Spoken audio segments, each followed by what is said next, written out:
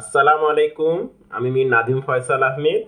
প্রতিদিন আমি business related বিভিন্ন টপিকসগুলো নিয়ে আলোচনা করে থাকি এবং সেগুলো আমাদের লস ভেঞ্চার ইউটিউব চ্যানেল আছে, সেখানে আমরা আপলোড করে থাকি। এছাড়া আমাদের লস ভেঞ্চার কনসালটেন্সি ফেসবুক পেজও আমরা আপলোড করে থাকি। আমাদের এই বিজনেস আলোচনায় যদি কোনো সাজেশন থাকে, কোনো পরামর্শ থাকে যে আরও কিভাবে সুন্দর করে আমাদের এই কন্টেন্ট বানানো যায়, অথবা আরও কিভাবে সুন্দর করে আমরা কন্টেন্টটা তথ্যবহুল করতে পারবো, বা যে কোনো পজিটিভ সাজেশন অবশ্যই আমাদেরকে কমেন্ট সেকশনে লিখে জানাবেন। তাহলে আমাদের জন্য সুবিধা হবে যে আমরা ভালোভাবে এবং আরও সুন্দর করে আপনাদের জন্য কন্টেন্ট নিয়ে আসতে পারবো। আজকে আমি যেই তথ্য নিয়ে আপনাদের সাথে আলোচনা করব সেটি হচ্ছে ইনোভেশন বিজনেসের ক্ষেত্রে কিভাবে কাজে লাগাতে পারি সেটি নিয়ে কথা বলবো। আমি আবারও বলছি, আজকের টপিকসটি হচ্ছে ইনোভেশন বিজনেসের ক্ষেত্রে কিভাবে কাজে লাগাতে পারি সেটি নিয়েই কথা বলবো। ইনোভেশন মানে হচ্ছে উদ্ভাবন, অর্থাৎ আপনি নতুন কিছু তৈরি করলেন বা আবিষ্কার করলেন বা নতুনভাবে কোনো কিছু শুরু করলেন, সেটিকেই আমরা ইনোভেশন বলে থাকি। এখন ইনোভেশন আপনি কিভাবে আপনার বিজনেসে কাজে লাগাবেন, এটি খুবই ইম্পর্টেন্ট বিষয়। আপনার বিজনেসটি আপনি শুরু করলেন, আপনার বিজনেসটি নিয়ে আপনি কাজ করা শুরু করলেন, এগিয়ে যাচ্ছেন। তার মাঝে যদি আপনি একটি কিছু ক্রিয়েট করেন বা একটি নতুন পদ্ধতি আপনি নিয়ে আসেন বা নতুন কোনো কিছু আপনি তৈরি করলেন, অ্যাজ এ রেজাল্ট আপনার কি হবে, সে বিজনেসটা একটি নতুন মাত্রা যোগ হবে। এখন আপনি যে বিজনেসটি নিয়ে কাজ করছেন বা আপনি যে বিজনেসটি নিয়ে এগিয়ে যাচ্ছেন, সেটি নিশ্চয়ই আপনার আগেও কেউ শুরু করেছে, যদি সেটি এসএমই বিজনেস হয়ে থাকে।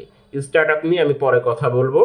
তো আপনি সেটি নিয়ে যখন সামনে এগিয়ে যাচ্ছেন, এই এসএমই বিজনেসের ক্ষেত্রে আপনি যদি একটি জিনিস নিজ থেকে তৈরি করেন অথবা গবেষণার মাধ্যমে নতুন একটি তথ্য আপনি আপনার বিজনেসে কাজে লাগাতে পারেন, এর বহুবিধ উপকারিতা রয়েছে। কিভাবে রয়েছে উপকারিতা, সেটি হচ্ছে আপনার বিজনেসে আপনি কিভাবে ইনোভেশন কাজে লাগাবেন।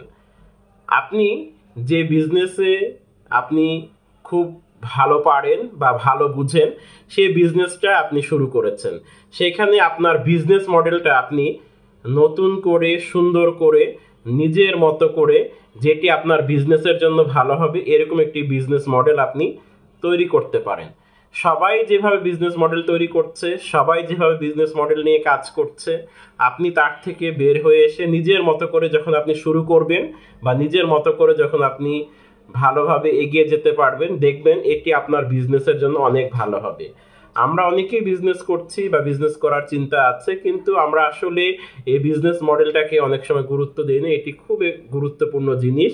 এক্ষেত্রে অবশ্যই আপনাকে ইনোভেশনের মাধ্যমে আপনাকে ভালোভাবে এটিকে সুন্দর করে সাজাতে হবে। প্রশ্ন হচ্ছে আমি কেন ইনোভেশন দুবার বললাম, কারণ এই বিজনেস মডেলটা বিজনেসের জন্য অনেক দরকার।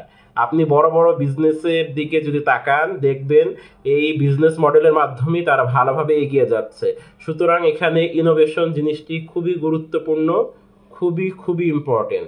এছাড়া আপনি ইনোভেশন কিভাবে কাজে লাগাতে পারেন, আপনি সুন্দরভাবে যখন আপনার বিজনেস স্টোরিটা প্রেজেন্ট করতে পারবেন, সেখানে যদি আপনি নতুনত্ব নিয়ে আসতে পারেন, নতুনত্ব তৈরি করতে পারেন, তাহলে দেখবেন সেটি আপনার বিজনেসের জন্য অনেক কাজে লাগছে, অনেক ভালো লাগছে। একটি বিজনেসে অনেক ধরনের স্টোরি থাকে। আপনার স্টোরিটা যদি অন্যের থেকে আলাদা হয়, যেটির মাধ্যমে আপনি আপনার প্রোডাক্ট সেল করছেন বা প্রোডাক্ট সেল করতে চাইবেন, সেই স্টোরি শুনেই কিন্তু মানুষ আপনার কাছ থেকে প্রোডাক্ট কিনতে আগ্রহী হবে। অবশ্যই এক্ষেত্রে যদি আপনি নতুনত্ব কিছু নিয়ে আসতে পারেন, নতুনত্ব কোনো কিছু যোগ করতে পারেন, তাহলে এটি আপনার বিজনেসের জন্যই ভালো হবে। তারপরে আপনি আরও কিভাবে কাজে লাগাবেন, আপনি বিজনেসটা যেভাবে শুরু করছেন বা বিজনেসের কোনো একটি সাইটে আপনি একটি নতুনত্ব নিয়ে আসতে পারেন। যেমন আপনি যে প্রোডাক্ট নিয়ে কাজ করছেন, সেই প্রোডাক্টটা গতানুগতিক বা যেই প্রোডাক্ট সকলেই পায়, সেই প্রোডাক্ট নিয়ে আপনি কাজ করছেন, তার ভেতরেও যদি আপনি একটি ভালো কিছু নিয়ে আসতে পারেন বা একটি সুন্দর ইনোভেটিভ কোনো আইডিয়া কাজে লাগাতে পারেন, তাহলে দেখবেন সেই জিনিসটি আপনার জন্য ভালো হয়েছে এবং সেটি আপনার বিজনেসকে অনেক দূর এগিয়ে নিয়ে যাবে। এই হচ্ছে এসএমই নিয়ে কথা। এরপরে আপনি স্টার্ট আপে কীভাবে আপনার ইনোভেশন সাইডটা কাজে লাগাবেন। এখন যুগটা হচ্ছে ইনোভেশনের যুগ। নতুন নতুন অনেক কিছু প্রতিদিনই বের হয়ে আসছে, নতুন নতুন অনেক তথ্য, অনেক থিওরি, অনেক বিজনেস মডেল, নানা ধরনের বিজনেস আইডিয়া বিভিন্ন মানুষের কাছ থেকে শোনা যাচ্ছে। আপনিও যদি এরকম কোনো কিছু গুণে গুণান্বিত হয়ে থাকেন, তাহলে আপনিও আপনার বিজনেস আইডিয়াটাকে সুন্দরভাবে কাজে লাগানোর ক্ষেত্রে ইনোভেশনের সাহায্য নিতে পারেন। সেই ক্ষেত্রে ইনোভেশন কিভাবে আপনি কাজে লাগাবেন, উদ্ভাবন প্রক্রিয়াটাকে কিভাবে আপনি আপনার বিজনেসে নিয়ে আসতে পারবেন, কিভাবে আপনি সুন্দর করে কাজে লাগাতে পারবেন, সেটি নিয়ে আপনাকে গবেষণা করতে হবে। স্টার্ট আপের ক্ষেত্রে গবেষণা জিনিসটা খুব গুরুত্বপূর্ণ।